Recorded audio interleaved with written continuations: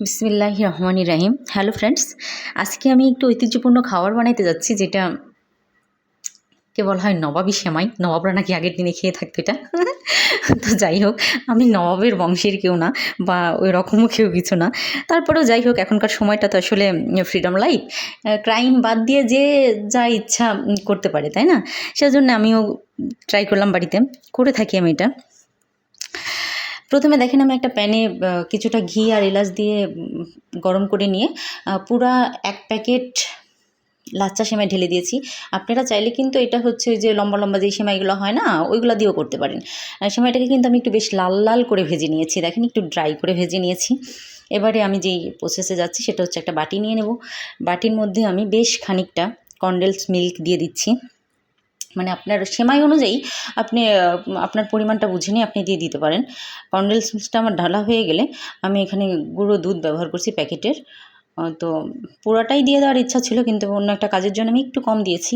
এবারে আমি half cup পরিমাণে চিনি দিয়ে দেবো, যেহেতু সবগুলোই মিষ্টি জিনিস, তো আমি একটু কমই দিচ্ছি চিনিটা। অনেক বেশি মিষ্টি হলে ভালো লাগবে না। এবারে আমি দেখেন কীভাবে এটাকে সেট করে নিচ্ছি।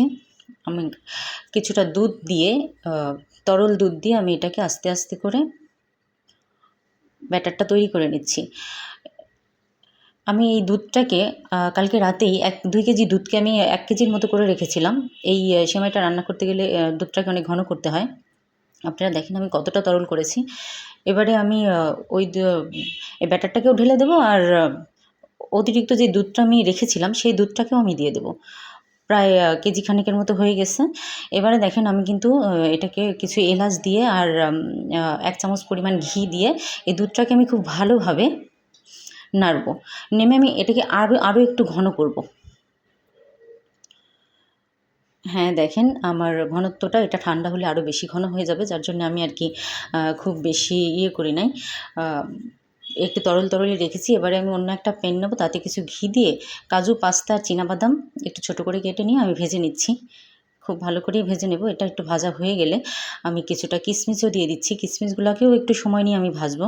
দেখেন কিশমিশগুলো কিন্তু ভাজতে ভাজতে কেমন ফুলে ফুলে ট্যাপা ট্যাপা হয়ে গেছে। হ্যাঁ, এই যে দেখে নেন।